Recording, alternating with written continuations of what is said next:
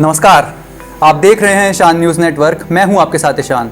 रूस और यूक्रेन के बीच जंग जारी है। रूस यूक्रेन पर लगातार हमले कर रहा है।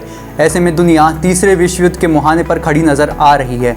अब कई लोगों के जहन में ये सवाल है कि अगर रूस और यूक्रेन के बीच में जंग समाप्त होती है तो कैसे। एक रिपोर्ट में ऐसी 5 स्थितियों का जिक्र किया गया है जब ये जंग समाप्त हो सकती है। इनमें से ज़्यादातर स्थितियां काफ़ी ज़्यादा भयावह नज़र आ रही हैं। हालांकि स्पष्ट कर दें कि ये तमाम स्थितियां केवल काल्पनिक हैं, लेकिन भविष्य को समझने में इससे मदद मिल सकती है। आइए देखते हैं INN की एक विशेष रिपोर्ट। रूस यूक्रेन के बीच जारी जंग का असर अब सिर्फ 2 देशों तक सीमित नहीं रहने वाला है।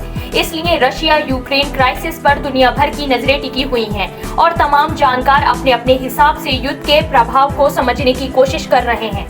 पहली स्थिति में रूस एक छोटा और निर्णायक युद्ध लड़ सकता है। वो यूक्रेन के खिलाफ हमले और तेज कर सकता है और कीव फतेह कर खुद से जंग समाप्त करने की घोषणा कर सकता है। रूसी वायुसेना, जिसे अभी तक जंग में नहीं उतारा गया है, उसे भी जंग में उतारा जा सकता है। यूक्रेन पर कब्जा करने के बाद वहां मॉस्को समर्थक कठपुतली सरकार बिठाई जा सकती है। यदि राष्ट्रपति ज़ेलेंस्की की हत्या हो जाती है या वे देश छोड़कर भाग जाते हैं तो उस दशा में भी रूस द्वारा जंग खत्म की जा सकती है। युद्ध समाप्ति के बाद रूसी राष्ट्रपति पुतिन यूक्रेन पर कंट्रोल बनाए रखने के लिए अपनी कुछ सेना वहीं रहने देंगे।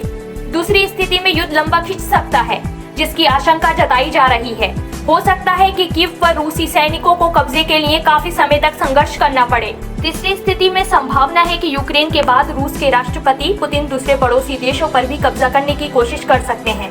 उनका अगला निशाना मोल्दोवा और जॉर्जिया हो सकते हैं। हालांकि ये दोनों देश नाटो का हिस्सा नहीं है, लेकिन पश्चिमी देशों द्वारा यूक्रेन को हथियार देने के जवाब में पुतिन नाटो मेंबर बाल्टिक राज्यों जैसे लिथुआनिया एस्टैब्लिश में सेना भेजने की धमकी दे सकते हैं। चौथी संभावना यह है, हफ्ते भर से अधिक समय से चल रहे रूस यूक्रेन युद्ध का अभी भी राजनयिक समाधान निकल सकता है। एक संभावना ये भी है, हाल ही में संयुक्त राष्ट्र महासचिव एंटोनियो गुटेरस ने कहा, बंदूकें अब बात कर रही हैं, लेकिन बातचीत का रास्ता हमेशा खुला रहना चाहिए। पांचवी और आखिरी स्थिति यह है कि यूक्रेन से जंग को लेकर रूस में पुतिन अपनी लोकप्रियता खो दें और फिर उनके हाथ से सत्ता चली जाए। इसको लेकर किंग्स कॉलेज लंदन में वॉर स्टडीज के प्रोफेसर सर लॉरेंस फ्रीडमैन ने लिखा, कीव में सत्ता परिवर्तन की उतनी ही संभावना है जितनी की मॉस्को में। लेटेस्ट न्यूज अपडेट जानने के लिए सब्सक्राइब करें हमारा चैनल ईशान न्यूज नेटवर्क और हाँ, बेल आइकन दबाना मत भूलिएगा।